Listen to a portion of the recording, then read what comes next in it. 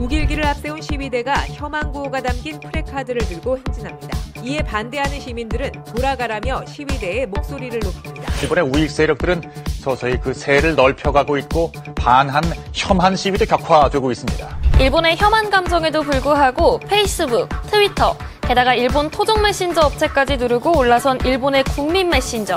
여러분도 다 알고 계시겠지만 여전히 모르고 계실 분들을 위해 준비했습니다. 일본 최대 모바일 게임 업체 DNA도 일본 인터넷 광고 업체 1위 사이버 에이전트도 일본의 국민 메신저를 만들고자 각각 컴과 데코링크라는 이름으로 모바일 메신저를 출시했지만 이 메신저를 선두주자에서 끌어내리기에는 턱없이 부족했습니다. 2016년 기준 전 세계 108개국 누적 이용자 수 10억 명 이상, 2021년 기준 일본의 인구 1억 2천만 명 중 월간 순 사용자 수 8,600만 명에 달하는 메신저, 바로 한국 네이버의 라인입니다. 2011년 3월 일본에는 역사상 최악의 대지진이 발생합니다. 동일본 대지진 이후 일본인들은 가까운 지인들의 안부를 확인하는 커뮤니케이션이 중요해졌는데요. 그때 당시 얼마나 빠르게 사회적 요구에 맞춰 빠른 속도로 서비스를 오픈하느냐가 관건이었는데 이혜진을 비롯한 라인 개발 멤버들은 거의 회사에서 살다시피 하며 무려 1개월 만에 개발을 완료하고 2011년 6월 계획대로 라인을 런칭합니다. 당시 일본의 토종 모바일 메신저가 뚜렷하게 존재하지 않았기 때문에 라인은 일본 시장에서 곧 1위를 차지하게 됩니다.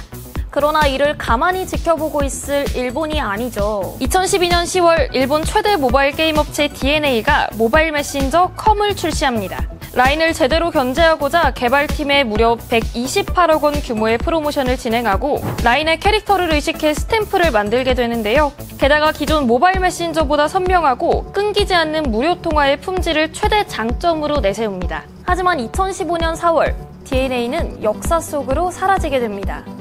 2015년 당시 라인은 일본의 국민 메신저 자리를 굳건하게 지켰을 뿐만 아니라 전 세계적으로 가입자 수 6억을 돌파하며 글로벌 메신저로서의 자리매김을 확실히 굳건히 하게 됩니다. 그렇다면 이런 일본 토종업체들의 반격에도 한국 기업이 살아남을 정도로 일본은 과연 한국 기업에 대해 우호적인 편이냐? 아닙니다. 일본은 정말 한국 기업에 대해 역대급 보수적인 나라인데요. 삼성전자는 2007년 일본 가전시장에서 철수하게 됐고 현대자동차는 2000년 판매법인을 설립하고 적극적으로 일본 시장을 공략했지만 2009년 결국 자동차 판매 철수를 단행하게 됩니다. 그런데 이렇게도 어려운 걸 네이버가 해냅니다. 네이버는 계속해서 해외 시장으로 진출하며 한국의 위상을 드높이고 있습니다. 네이버 웹툰은 세계 100개 나라에서 웹툰 플랫폼 1위를 차지하기도 했는데요. 네이버가 예상하는 글로벌 콘텐츠 시장은 2024년 기준 무려 2조 7천억 달러가 넘는 금액이 측정되는데요. 모바일 메신저 라인의 성공적인 시장 점령, 포털 네이버의 국내 성공 등 정말 할 수 있는 일을 열심히 하고 있는 네이버를 첫 번째 국뽕 기업으로 살펴봤습니다.